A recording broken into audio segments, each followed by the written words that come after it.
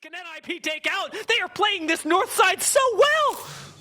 NIP owns 90% of the map right now if they want to. Every other team is down in the pits of estates. This is looking like an easy win for NIP as long as they don't get surprised by a random altar player, anything of the likes of that. If they can just hold space and narrow it down so that the other teams are forced into each other, this is gonna be a huge game for NIP.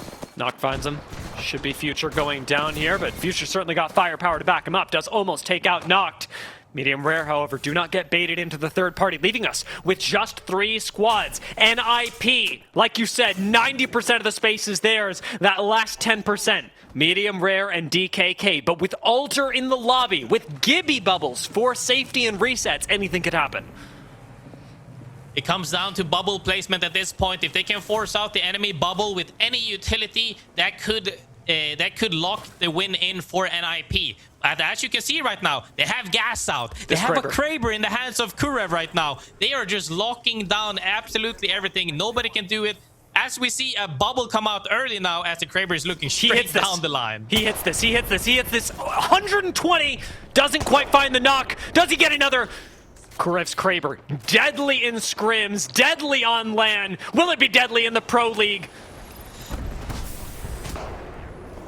It's deadly in the Pro League! MT goes down, and Ninjas in Pajamas are free to take out another squad. Having to stifle their aggression a bit, though.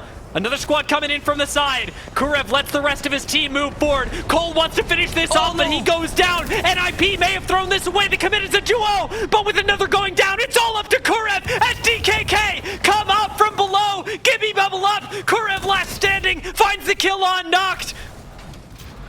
Will he find another? Kurev's still full HP. He could do this. I said Reset if comes nothing in. crazy happens, it does end up happening. And DKK gets the climb up to end out the game right there for the win from the pits of hell. The fact that Oblivion managed to pick up one of the kills on Shopify Rebellion there, also huge. They managed to move up 3 placements in that time with just Blinxer alive and then pick up the final kill. Really fantastic turnaround from what could have been an absolutely no-win situation. Speaking of no-win situations, Stallions are in one right now. Oh! I mean, Alvis just no armor for some reason, 1 HP, trying to make it happen, gets it out. I think he was trying to get the roof and play on top of the roof. Very risky play. JDG managed to get in, but gets taken out on the way.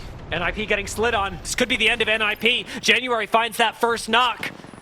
Rock's overlooking all of this, actually watching the exit for NIP. Likely not going to happen again, but remember, we got those Wraith buffs, so actually manages to make this work, letting his teammates have a safe escape with the portal. NIP get to reset again. We're talking about that split with Sorcerer against JDG and having success. We see them right there. This is their game to win. Should they be able to hold out the team on the east side? Revival in that small building. Will we see Rock Esports take home this win? If they play space properly, it's looking very likely. NIP down, and like you say, Rock sort of need to take a page out of NIP's book from last game, take as much space as possible, something that Elite Esports are doing quite well. Yes. Elite taking all that side angle, saying there was one member of Rock Esports that tried to play space. Elite Esports denies that right now. They own more than 50% of this zone, as you can see right here on the minimap. Revival and Rock are actually forced to fight first. However, should Revival be able to play on the outside? It's not looking likely. They don't have a Gibby. They don't have a Newcastle. They do have a cat wall. But is it enough to survive long enough for the other teams to fight? Elite, notice 5-star coming out of the open. Could move straight from the open to a win in the second day of Pro League. Rock wipe out Revival incredibly quickly, though, and that forces Elite to make a move now. Try and third party. Well, the third partying is good. Out goes the Maggie-Drill. In goes the ball. That is huge from Dark. So much damage. He finally manages to pick up the win with a little bit of assistance from the outside, and Elite fry that end game. I think it's just Grow Towers has just such limited resources. Everyone's moving there. There's a lot of open space to get there, and people aren't looting on the way to it. And it just feels like the economy is low from the very beginning. This is strange, though, dear. We're going to have to try to investigate. Maybe one of you in the chat is going to give us the great answers for why the great ammo drought of game Sacred. 3 has occurred. Sacred's got the answer. Check him out. Infinite ammo perk has never looked so good, ladies. That in a game like this, that's a major advantage. And Stallions knows it. So I feel like Albrelele, he's confident. They're going to take the push. And that's one of the Gibraltar bombardments. And there's another one. So 2 should give a lot of coverage there. We'll see what they can make of it. Right now trying to push up. Sacred, however, going down should just be the end of Stallions. He's the one with the big power-ups, and Blink should be able to clean this up as well. This does open them up to a third party, though. Wow. Stallions will fall, but Oblivion, with just 2 members left, surely are attracting some kind of attention, but Source don't feel comfortable pushing up, and Thuggets don't either. We gotta remember, these teams are out of ammo, and now Oblivion have the high ground. Our world champions may be championing once again. Source dropped down to fight the Thuggets. Both Gibby bubbles used. You gotta imagine Oblivion. They're looking at this. They're licking their lips. They're taking game number 3. Oh, Oblivion. Man, they run and make sense of the chaos. Liquid are eyeing this up. There's a big push onto Medium Rare and Thuggets, but Medium Rare will be the team to fall. Liquid could inherit their position, but have to be aware of DKK on their side. Sykes covers the team, waiting with the cooldowns. Is going to use the Newcastle ult to give them staying power. DKK should know this really can't be dealt with, and they now have to go down into the bunkers where Ninjas and Pajamas have repositioned on the outside. Gibby Bubble used, but immediately Trident broken as the Crazy Thieves go out. JDG still here. Ninjas and Pajamas, they've got a head peek to play.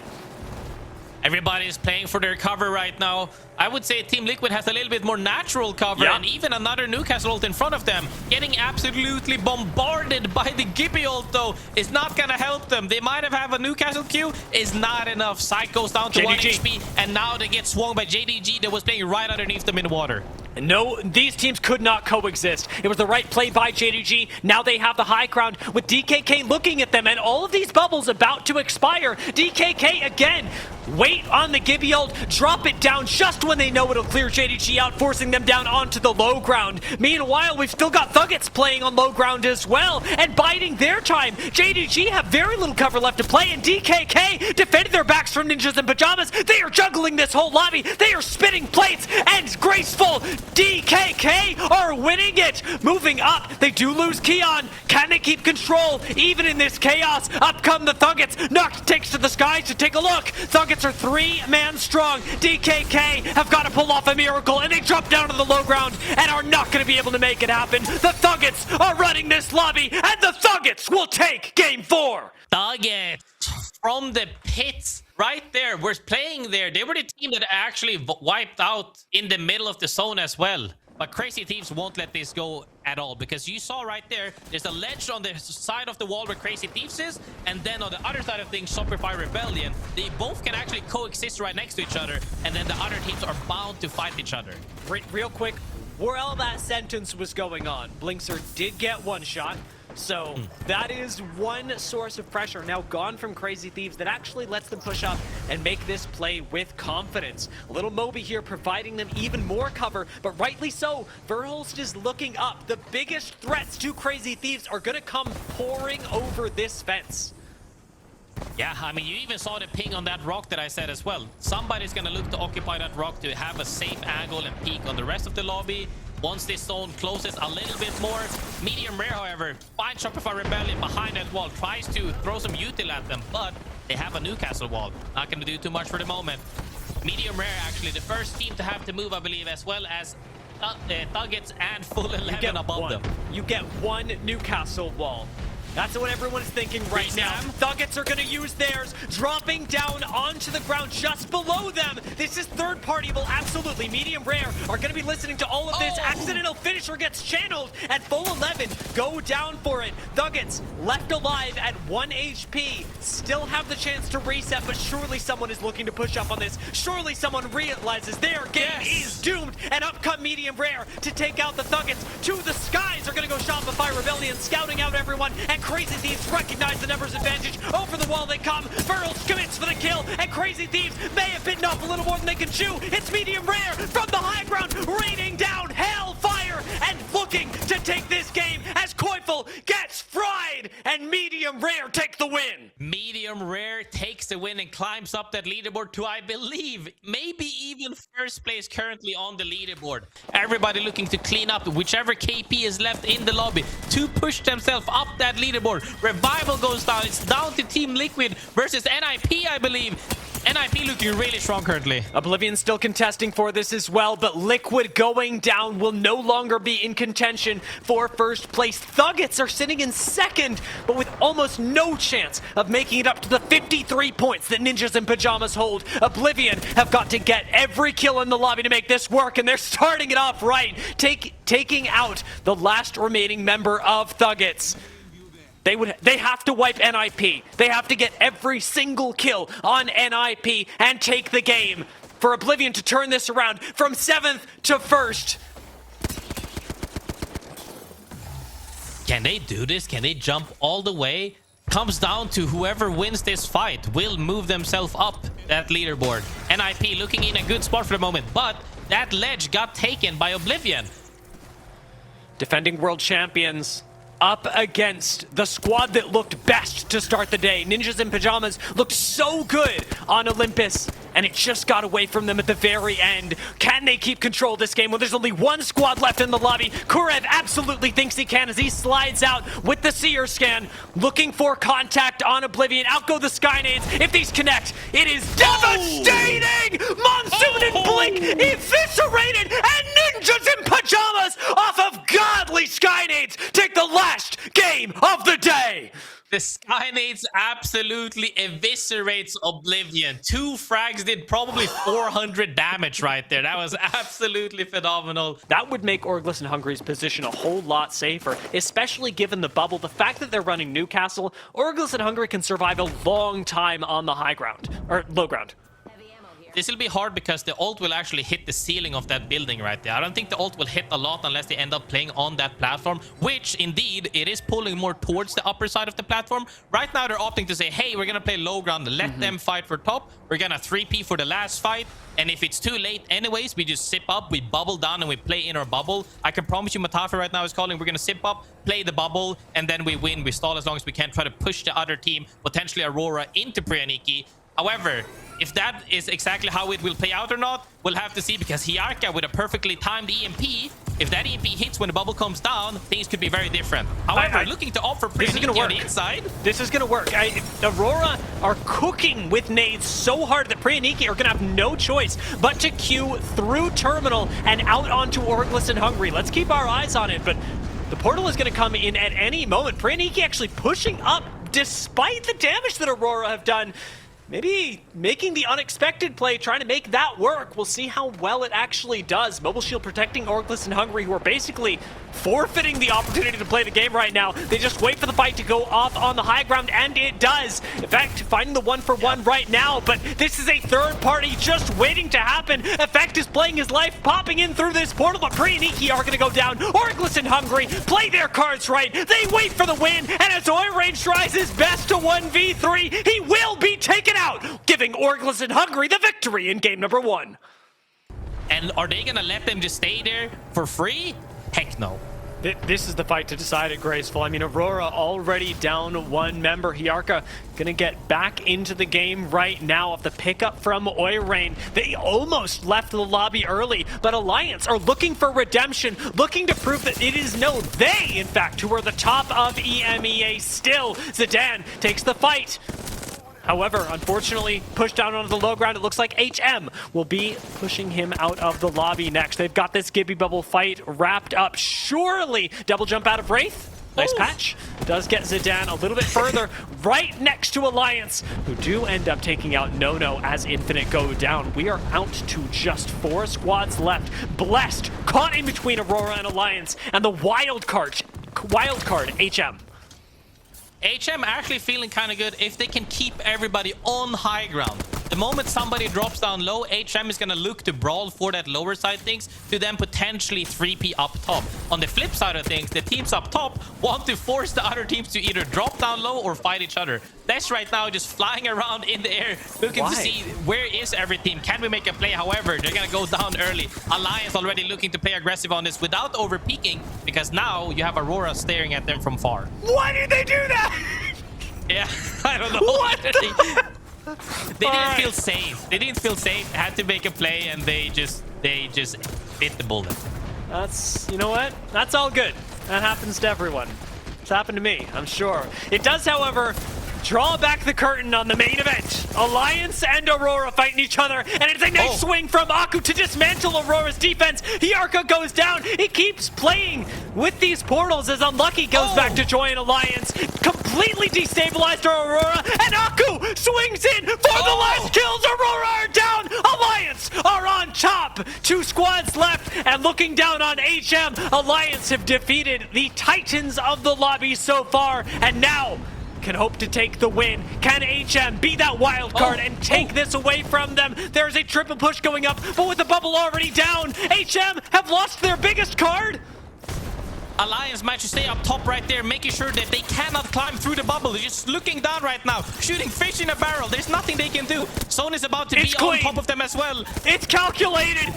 It's an Alliance win in game number 2. Oh, good play from Alliance. Managed to play from Rift very early right there. Managed to stay there the whole game. Zone pulled towards their side. Managed to fight. All the talk about Effect, we might have seen him take a peek, but Effect playing patiently, holding down in zone, doesn't want to go out too far. And Priyaniki know that that is Aurora underneath them. Thermite right in front. 1K with the Mozambiques trying to break down the shields. Going to be an immovable object right there, that Newcastle. They should wait till zone or until somebody gets a pick, but Priyaniki just holding the staircase. There's no good spot to go, but which position do you like here better, Dia?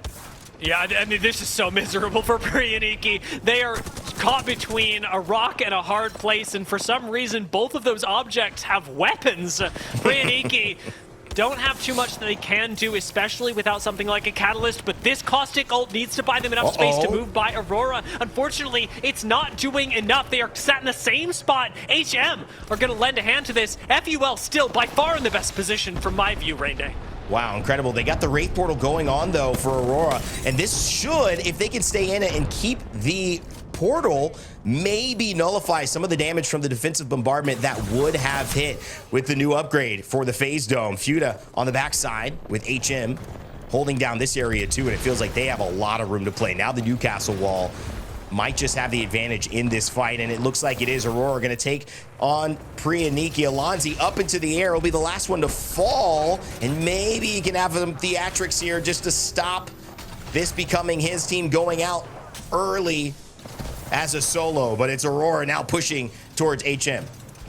HM are not going to have a good time here, especially because they've got the rat of Priyaniki behind them. We're Valculting. All right, I mean, it's not the only time that I've seen a team Valcult in end zone, but it's not going to go well for them. It's not going to go well for Alonzi either. Realistically, FUL and Aurora, this is the game that should come down to them. HM landed exactly the same spot. Take out the rat, will be taken down themselves. Wow. No dies, almost completely dies to zone. FUL's job is to finish off this squad, and it should be the third party for Aurora to come up onto this high ground. Somebody's got to open it up. Hyarka goes for it, but it's Oirain that finds the first knock. FUL down one, managed to trade just as HM expire, and it's Effect, last one standing on the low ground to make a stand for Aurora. He cannot even make it up the stairs. FUL take the game. What a hold from FUL. That was fantastic for them. Who will push who into the other team will decide the victor. However, Aurora looking pretty strong right now, but Infinite not feeling very satisfied with their positioning right now, as they're already set up with the Newcastle wall and everything. They've got Watson fences to prevent any push, but realistically, Infinite aren't going to get full set. Somebody's going to have to walk out into them, and that's where they really get to thrive. Keep an eye on the ammo counts for Infinite, because they have to show presence here, but they can't afford to run out of ammunition for when a team actually full sends them. Aurora can't afford to get too aggressive themselves either, and that's where this catalyst could be the biggest thing in the game. The amount of walls that you're able to put out, the amount of safety that you're able to allow onto the map for a few seconds is going to favor Aurora, but Flizzon's got one as well. I mean, we talked about it. Can they make sure to wall off a team so that they're forced into one another? We'll have to see. But Flizzon trying to make magic happen right now. Gonna be very hard right there. He's keeping the dream up for any KP, potential KP that they can get. Making walls on repeat, trying to shoot out barrels. If I was him, I'd opt for low ground. He's but chilling. We're gonna have to see. It's very scary indeed. Stay healthy, do just have enough space to do that. Nobody's really challenging here. Rescuing Zidane, Kizaron does end up watching the catwalk go down from Aurora. They can play small for right now. This space is essentially theirs, which refocuses everyone on Infinite. Hyarka's getting crazy damage through this wall, but again, they've got to play and wait for the wall to drop. Whoever's on the other side of it got to get lasered, and this time as it drops, it is HM on the high ground that Aurora have to enter a fire battle with. Hyarka slides up on it, finds one, finds two. Hyarka carrying the banner for Aurora, helps wipe HM, and now turning around onto Infinite. There's one squad left in Aurora's way, up to Effect and Oi Rain, and they will win it! Aurora take game 4! Guns blazing, as we saw in that end game. They had no rights at all to win that game right there. Priyaniki doing a really good job. You can see the far player right there on the screen, all the way to the east, is making sure that Aurora can't just overlook them. Aurora is just making sure to hold height right now. If they just hold height, they should be looking at a top 3 minimum, maybe top 2 scenario. That's what they're opting for. Gaming Gladiators played for placement, like we said earlier. They're not opting for the win at all. Priyaniki, however, it will come down to who will be shooting who, as we see Effect once again down Elonzi. Not sure that will do anything. They are opting to invest a little bit off the utility to see if they can make something happen. Nades are coming out. Hyarka is going wide. Effect is looking above them. Zidane, however, looking for a TP play behind one of the covers, but will that be enough to make them survive? I'm not too sure about that. Zidane right underneath Effect right now. Hyarka has that side angle, and they're getting absolutely pinched right now. Ooh, and Aurora up on top. They already got their win, a second place, a third place, a second place, and now going for a first again after grabbing one in match 4. They avoid the focus of attention Effect. Sees Priyaniki on the other side with the triple take, throws the Watson Jin up. Still can get shot at, but we'll use it as a this or that, because you shoot that, well, you don't shoot me. One down for Priyaniki. Alonzi is the one to fall on Effect. Oh, he's on cleanup duty. He's like, where's the broom? Where's the mop? Let me go and finish this thing off right here. And Gaming Gladiators still as a trio sitting inside this building. Gaming Gladiators opting for late game placement will not work. Aurora managed to get it down and take the late game positioning. They even get to keep it down, and OJ Rain up top looking to close out these kills. Priyaniki and Gaming Gladiators will be fighting each other, but the bubble fight breaks out. Woo! Aurora with the P20s, Oi Rain trying to make it rain with the bullets here from the light mag on the guns that just got buffed. But Gaming Gladiators playing for placement, playing for third. Well, they might have just had a little bit of a miracle. A little bit of a gift. That electrified bubble, no one's pushing through that. Heal up, Lufka. This should be yours, and they'll push as a duo, split the decision, and find the win. Gaming Gladiators with a historic victory here. What a win from Gaming Gladiators. They had no right to win that, by the way. They could double up in wins right here, right now, but Gaming Gladiators have to play the defense of their lives as No looks for a flank on them. This flank is free, instantly denied, however, by the Gibraltar ult. Makes that an extremely unsafe place to play. Another bubble goes down. Gaming Gladiators are trying to outlast.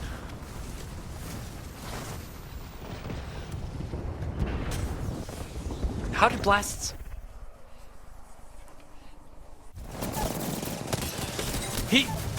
Zane manages to find the RE45. Gaming Gladiators could still do this even as a duo, and they've got a banner as well. There's even a reset potential here. Let's watch what Lufka does as Zane plays the staircase right now, does get sent on, doesn't manage to jump into the void, and it's all down to just one last member, Lufka of Gaming Gladiators, who will fall, leaving this between Blessed, Priyaniki, HM, as our squads that could find the final win. Big play by Bless as well. Got that outer side of the map. The zone ends right in front of them. H&M is underneath Priyaniki, but who will survive the longest when it comes down to it? Who throws the last bubble? Who will survive in the open area as these teams are walking in with the zone closing right behind them? Pre and Iki are dead. They've got Zone on them. They don't have a safe place. Ilonzi is almost surely going to die trying to exit the building. Blessed look like they're in a great position. Jans waiting for his moment, sends Alonzi into the zone, and where Alonzi goes, Jans will follow, jumping down on top of Pre and Iki and handing this win over to Blessed. Blessed has a huge finish for this whole series, and that shoots them up really far alongside the leaderboard. I'll be very interested to see where they end up going. And I'll be super happy to have that game right behind them.